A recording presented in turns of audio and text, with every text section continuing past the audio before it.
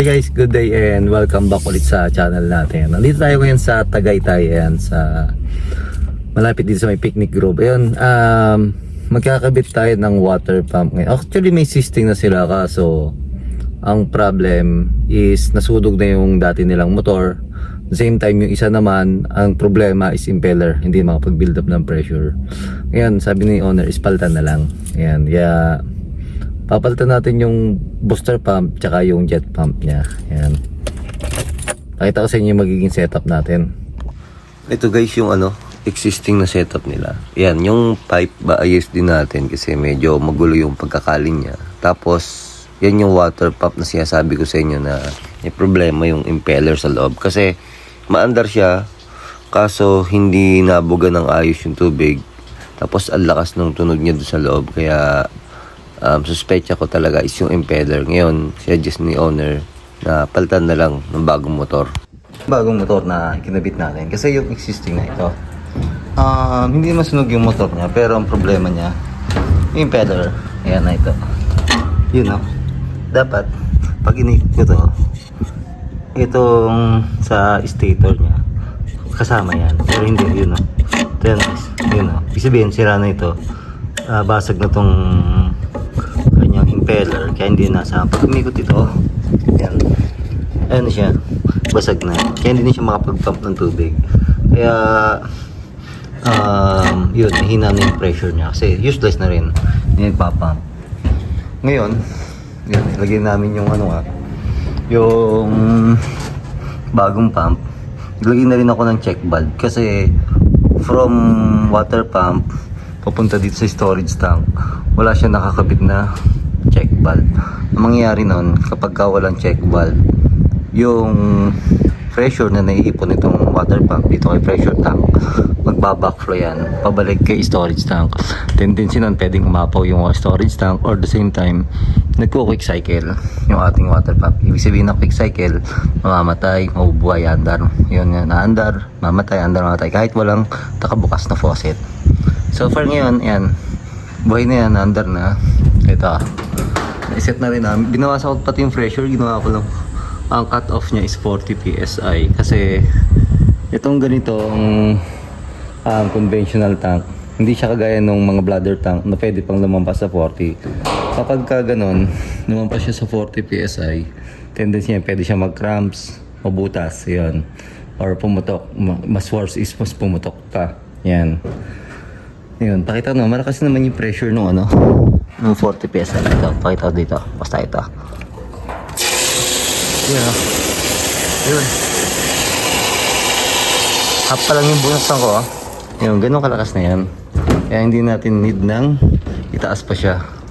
Kayang-kaya na niya yung pressure na yan na umakyat sa second floor. Or kahit meron pa kayo water heater, gagana yung water heater nyo. Kasi, imagine nyo, hindi pa siya sagad sa 40. Kasi cut off niya is 40, then cut on niya is 20 PSI. Pag na-reach na niya yung 20 PSI, mabubuhay na ulit yung water pump natin. Or, maandar na ulit. Ayan.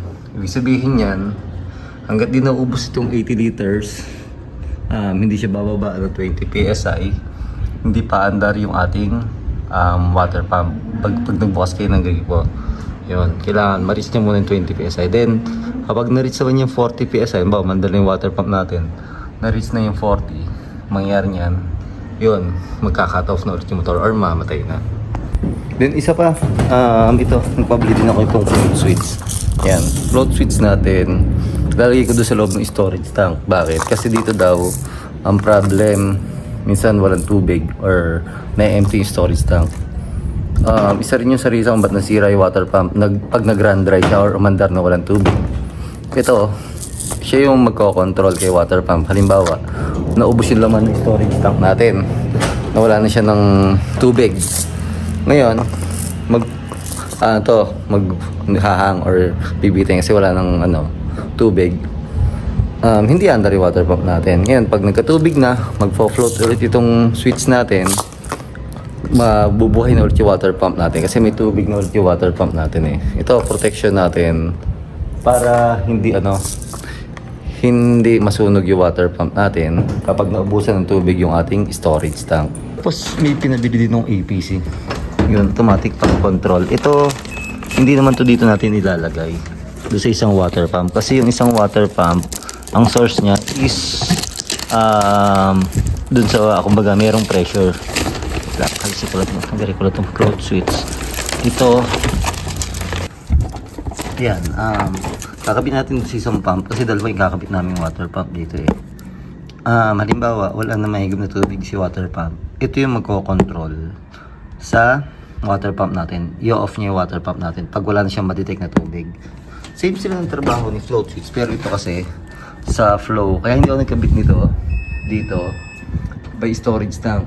O mag-automatic siya pag wala ng tubig storage tank. Pero pag nagkatubig na ulit yung ating storage tank, nagkatubig na yan, hindi naman siya bababa yung tubig, pero hindi niya mabuhay yung APC natin kasi may spring yan dito. Ngayon, kailangan mapush yun ng tubig para mag-automatic yung ating water pump or mabuhay yung water pump natin.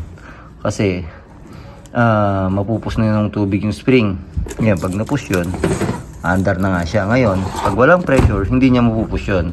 Ang tendency niyan, lagi niyong i-restart to o mag-hassle. Kaya float switch yung pinalagay ko dito sa ating isang water pump na kumukuha ng tubig dito sa ating storage tank. And, yung piping, binago ko na rin, kiners ko yung dami na tanggal na pipe existing. Ayos ko na rin yung linya yan. Diyan ko na lang pinadaan. Yan yung source na yung magsusupply sa storage tank. Ayun sa baba. So, kaya dito. Yun. Tapos ito. Yun, yung piping din yan. Di kasi kanina talagang magulo. Yun. Ayun, kaklamp na lang namin para nakafix siya. Yun. Tapos, dito nga pala sa taas, lagay ako ng float switch. Tsaka, dalawa yung float switch na ilalagay ko. Yun yung existing na float switch. Yan, para doon sa motor sa baba. Siya kasi maglilift ng tubig dito sa taas, motor din. Kaya, pag puno na to, ayun, si float switch nito yung magka-cut off ng motor sa baba. Yan, isa pang float switch. Ito naman to, para dito. Sa motor natin na dito, yung booster. Kasi, trabaho naman itong float switch na to. Halimbawa, ubos na yung laman itong tank eh. Yun, ano siya, mag-stop na yung flow ng tubig. Yan, tapos, meron ako dito nilagay na ball valve. Kasi yung supply din ito is, meron siyang direct from water source. Ngayon, pag sumablay or hindi gumana yung, let's say sabihin natin patay yung motor or naka-off yung motor at malakas naman yung pressure, umakyat dito, ito may magko-control, si float valve. Ayan, wala siyang tendency na mag-overflow or umawas yung tanke natin.